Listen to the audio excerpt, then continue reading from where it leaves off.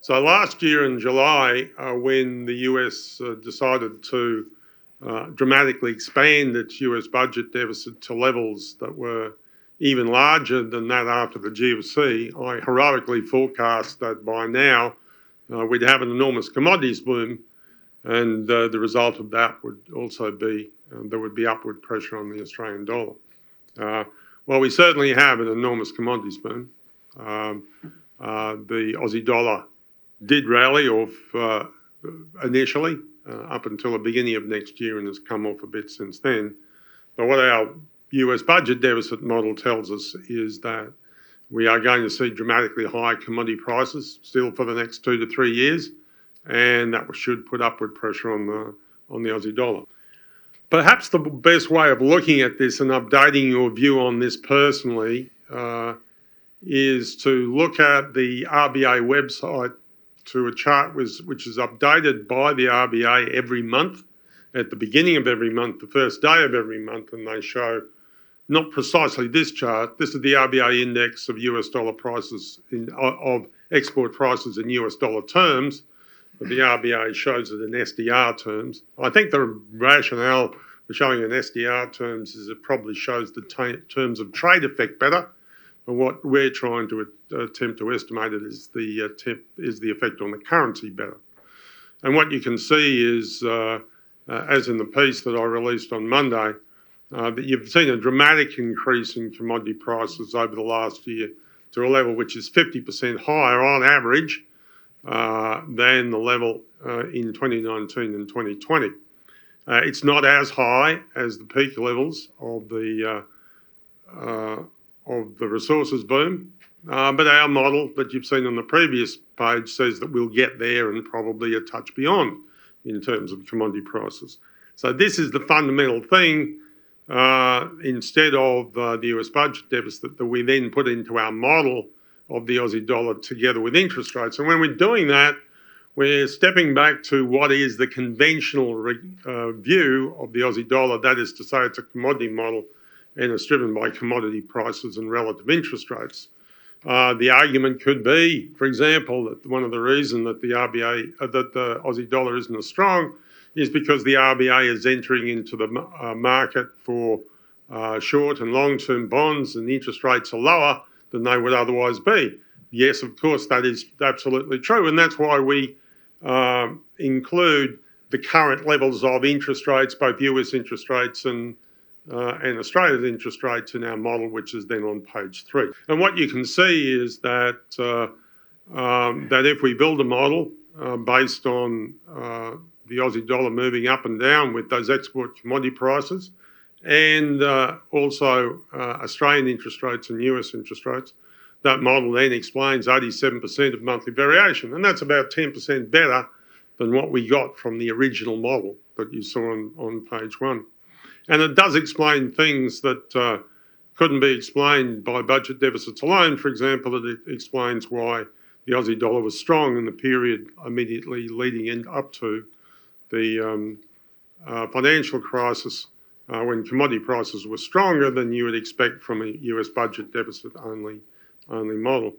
And what it says now is the Aussie dollar should be trading at a significantly higher price than it currently is. But as far as Morgan's branches, or the Morgan's branches that talk to me, are concerned, they're not really interested so much, or some of them perhaps are, in individually trading the Aussie dollar. What they're trying to do is insure their clients against the risk of what might happen if the Australian dollar moves one way or another. Should they hedge internationally or should they not hedge internationally? Various unit trusts and exchange-traded trusts, which they're exchange-traded funds indeed, which their clients are holding. So therefore, what I've done in the piece on Monday, and what I do in the presentation as well, is calculate this not just in terms of price, but in terms of risk. That the current fair value, based on where commodity prices are of the Aussie dollar, is a touch over 90 cents, and that's 20 cents higher than where the Aussie dollar is currently trading. That's 3.7 standard errors away from fair value, and that's the largest variation we've had this century. And the probability of a 3.7 standard error event is that there's about 6 chances in 10,000 that the Aussie dollar will go down from here, and the other chances is that we'll go up. So what I say is there's an overwhelming risk that the Australian dollar will move higher, which is the kind of the problem that we're facing. Now, why is it that the Australian dollar hasn't moved yet? And I talked about this in the piece that was in the end section of the piece that was released on Monday.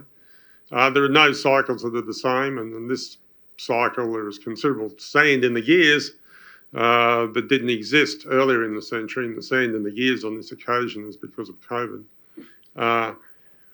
The Aussie dollar trades internationally not so much as the Aussie dollar itself, but as part of a group of non-US dollar assets, and the dominant way of trading those is in terms of index funds of non-US dollar assets. And the largest component of those index funds of non-US dollar assets is the euro. So basically the euro tends to be the bellwether that leads index funds of non-US dollar assets, followed by things like the US dollar yen and the pound sterling. And then further along, there's currencies like us, and behind us, there's currencies like the South African rand and the New Zealand dollar. And so those currencies tend to move, with the biggest in the index moving first, and the medium ones moving after that, and the smallest currencies moving last. So what we've had is we've had a very slow response from the euro in this cycle as opposed to the previous cycle. The best explanation that I can find of that, again, I said in the piece on Monday, is the vaccination lag between Europe and for COVID between Europe and the United States. That in the United States, COVID vaccination started on the 14th of December. But it was not until the end of the week of the 28th of July this year that the European Union reached the same level of vaccination as a proportion of the total population that the United States had got. So I think what that meant is that Europeans, how the system works, the international currency system works, is that the US, in spite of being still the world's largest economy, is a net importer of capital, and it imports savings. Its biggest source of savings that it imports capital from is the European area, where there's a great deal of excess savings, current account surpluses created, as opposed to in the euro area, whereas current account deficits in the US. And so the big movements in the US dollar tend to be, the source of funds for the US economy is basically Europe. But the Europeans, it's been better to continue to invest in the United States than keep the money and invest in themselves because of this lag in vaccinations. But pretty much from any time now, and I can't know exactly when, what you should see is more money being kept within the euro area and invested domestically in the European economy, and that should generate a surge in the euro relative to the Aussie dollar. It's relative to the US dollar. When that happens, that will lead the index of non-US dollar assets, including the Aussie dollar, in a northward direction.